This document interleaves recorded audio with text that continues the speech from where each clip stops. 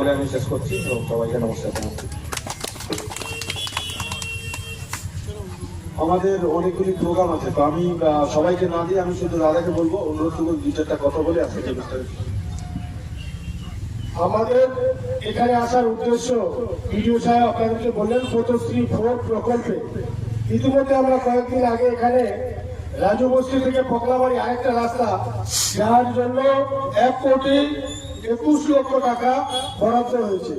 আজকে 2 কিলোমিটার রাস্তা ওটা, আজকে যেটা হচ্ছে এটা হচ্ছে আপনার 650 মিটার রাস্তা আজকে উদ্বোধন হচ্ছে।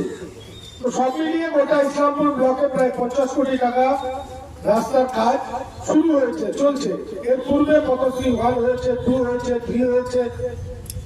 পশ্চিমবঙ্গ সরকারের যে মানবিক উদ্যোগ এবং মানবিক মুখ্যমন্ত্রী মমতা বন্দ্যোপাধ্যায়ের উদ্যোগে বাংলার উন্নয়ন ধারাবাহিকভাবে হচ্ছে।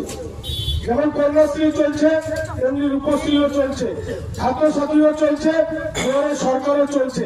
আমার পাড়া আমার সমাধানের সমস্ত ইসলামপুর ব্লকের যে টেন্ডার প্রসেস প্রক্রিয়া শেষ হয়েছে, কাজও শুরু হয়ে গেছে। প্রতি বুথে 10 লক্ষ করে টাকার কাজ সেটাও চলছে।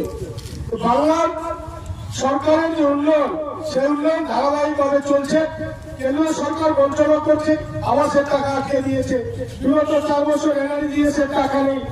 আমরা গত 7 তারিখ ইন্টারে গেছিলাম, সেখানে আমাদের সাংসদ সর্বভারতীয় সাধারণ সম্পাদক অল ইন্ডিয়া তৃণমূল কংগ্রেস অভিষেক ব্যানার্জি একটা রোড শো করছিলেন। সেখান থেকে তিনি হিসাব করে যেটা বললেন, আমাদের যে টাকা দিল্লি আটকে রেখেছে, সে বিধানসভা অনুযায়ী যদি হিসাব করে দেখা যায় 680 কোটি টাকা এক একটা বিধানসভা দিল্লি সরকার আটকে রেখেছে, যাতে বাংলায় উন্নয়নটা বন্ধ হয়ে যায়। কিন্তু বাংলার মানবিক মুখ্যমন্ত্রী সবসময় বলেন যে আমার শরীরের শেষ বিন্দু রক্ত থাকা অবধি কন্যাশ্রী চলবে, বন্ধ হবে না। রূপশ্রী চলবে, লক্ষ্মীর ভান্ডার চলবে, খাদ্যসাথী চলবে, সবুজ সাথী চলবে, পথসাথী চলবে। তো সমস্ত উন্নয়ন সেভাবে বাংলার মানবিক সরকার চালিয়ে যাচ্ছে। আগামী দিনে এই সরকারের পাশে থাকার আপনাদেরকে শপথ নিতে হবে। যেভাবে গ্রাম বাংলার সড়ক ব্যবস্থা, বিদ্যুৎ ব্যবস্থা থেকে শুরু করে সবকিছু এই মানবিক সরকার দেখছেন।